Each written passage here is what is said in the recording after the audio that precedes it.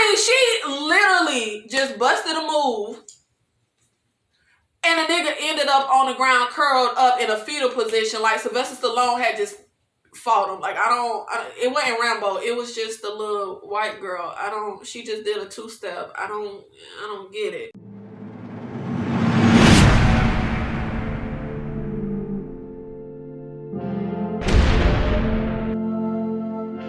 What's up? It's Nikki. Welcome to my channel, or welcome back to my channel. In this video, I will be reviewing the Netflix movie, The Weekend Getaway, a movie about two friends on a weekend getaway to Croatia. One friend ends up dead while the other ends up accused of the murder.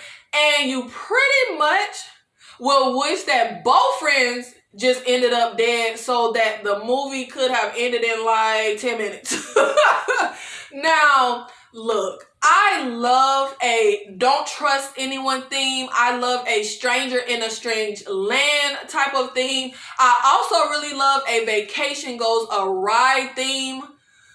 Child, they had all the themes working for them.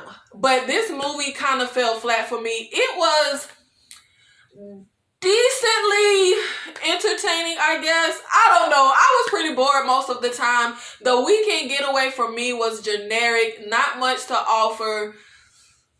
I want to say mildly entertaining. I don't want to be mean. I mean, it was mediocre. It was pretty bad, but it wasn't terrible. It wasn't the worst thing I've seen. So there's that. The movie is filled with typical tropes and cliches. The story is full of twists, but none of the twists are exciting. And they are all twists that you can pretty much easily see coming a mile away, child. The Weekend Getaway is a decent, low-grade, no-thrills thriller. Way too slowly paced, but the central mystery of what really happened to Kate was enough to keep me watching until the end. This kind of reminded me of a Lifetime thriller. Everybody was a dang suspect, so I just wanted to see the movie through, to see who they would finally tell us killed Kate. So I ended up hanging on until the end, but child, if you couldn't, I'll let you know what happened. For me, it was not one of those movies that's so terrible you don't even care to finish it. I mean, look, it was a decent way to spend a Sunday afternoon with nothing else to do when you are too lazy to reach to the other end of the sofa for the day remote to change a child. The central character that we follow is Beth, played by Leighton Meester. I think that's how you say her name. Now, I am not familiar with any of this actress's work, but she was decent. I mean, I wasn't blown away, but she was decent. All the actors were competent, but not wildly entertaining or memorable. I want to say some good things. Croatia was a great backdrop for the movie. Croatia, the city, looks absolutely freaking gorgeous. It was shot so well, but I'm pretty sure anyone could probably shoot this place and it would look good. I actually liked how the movie opened with Kate floating dead in the water. That's something good I can say. That was the best scene of the movie. That was good. For me, it doesn't give anything away. I mean, we know from the preview that Kate gets killed. That's no mystery. And the focal point of the movie is to discover what actually happened to Kate. The writing, I don't know what they're doing over there at Netflix, y'all. Like, I don't know. They need classes. I mean, it just wasn't good storytelling, in my opinion. I'm sorry. The writers don't even really establish the relationship between Kate and Beth, which you would think is... 1 second, Kate is trying to get Beth to cheat on her husband, and the next thing we know, Kate dead. And I really had a hard time understanding why the hell Beth even cared.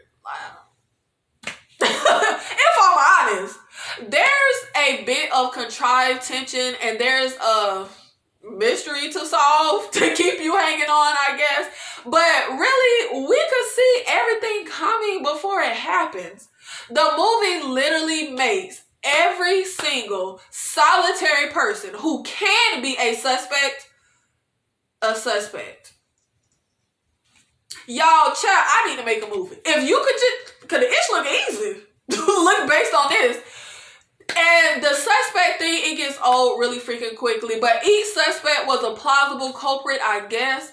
Also, the way it was laid out was just dull. And each suspect, for me, was just contrived tension. I mean, when the cab driver is a suspect and Beth gets to her room and finds him just sitting in there like a crazy person, I don't know. Movies are fake, obviously, but they shouldn't feel contrived. It just felt like a fake setup. It was a fake setup to just say, here's a suspect. Okay, rule them out. Now here's a suspect. Now you get a suspect, then you get a suspect.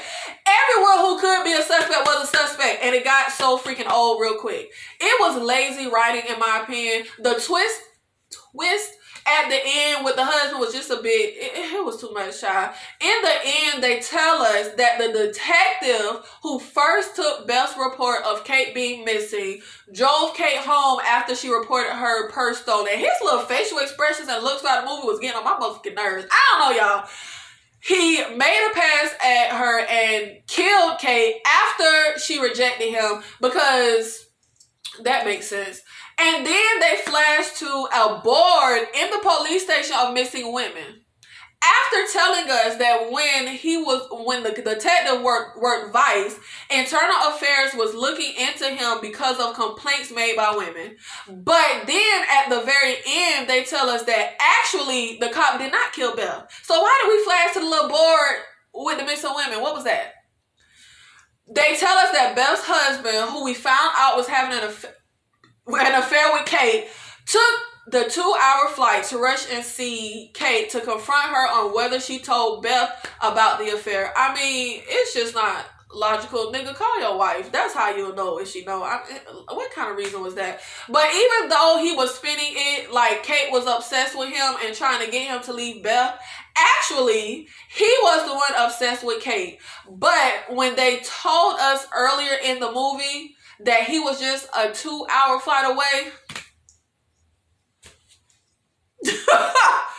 I called it that he flew without Beth knowing. I mean, they pretty much just laid it out for us, y'all. The detective tripping over the rock and getting killed was really lame. Like, what the was that? I mean, that was just terrible. I'm sorry.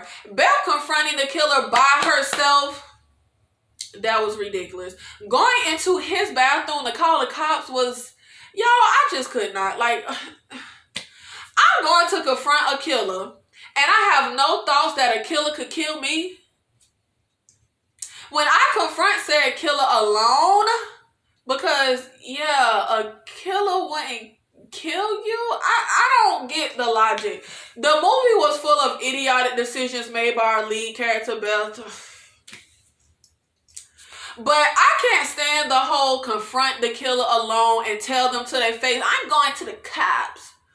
I hate when movies do this. Like, come on, bro. It's so freaking stupid. Like, my nigga, okay.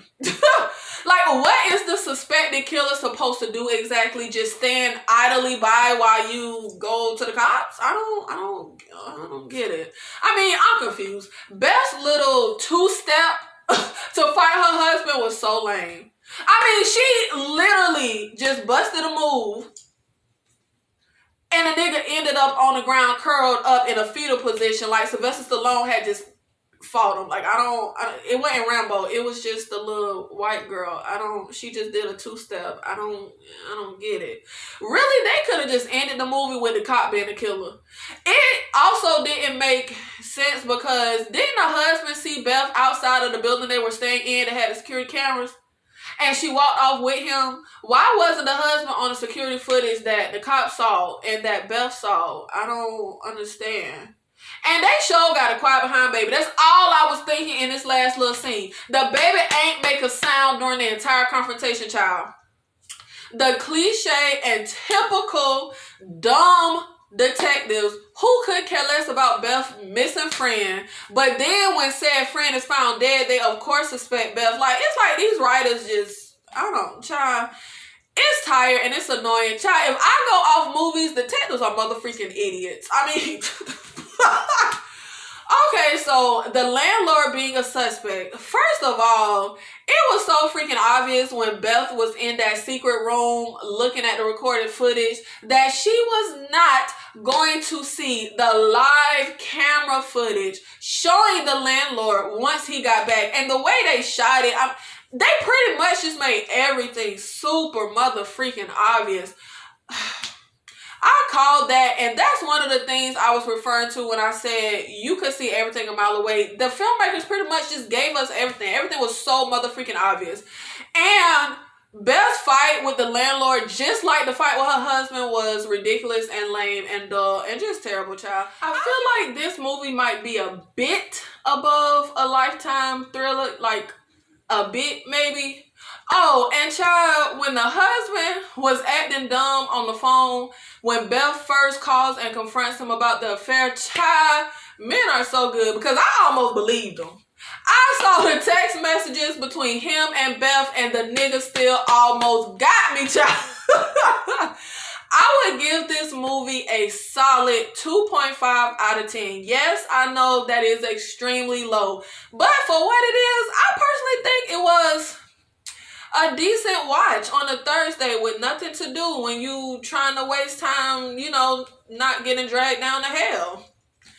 I don't think it was the most god-awful movie that I have ever seen. I mean, child, really, I don't. I have seen much worse. But you know what? I used to hold Netflix to a high regard because I would say Netflix and HBO Max, I think, makes the best original content. Hulu and Amazon Prime Channel put at the bottom. Because movies that Netflix did, like What Happened to Monday, that was my ish. And Extinction with Michael Pena, how you say his last name? And The Cloverfield Paradox, those movies were just so freaking good. And I walked away really impressed with those movies. But I'm starting to feel like Netflix movies are either hit or miss, and really starting to be much more miss than hit. I need Netflix to really step their ish up, man. I need Netflix to step their game up, bro. Give me another What Happened to Monday. I'm sick of these little mid-grade movies they have been pushing out. These little generic movies. But guys, let me know in the comment section, what are your thoughts on this movie? Did you agree or disagree with my take? Thank you so much for watching this video, especially if you watched until the end. If you like my content, please make sure you support my channel by liking, commenting, sharing the video. Make sure you subscribe, hit the bell notification so you will be alerted when I post TV show and movie reviews. I'll see you in the next video. Thank you.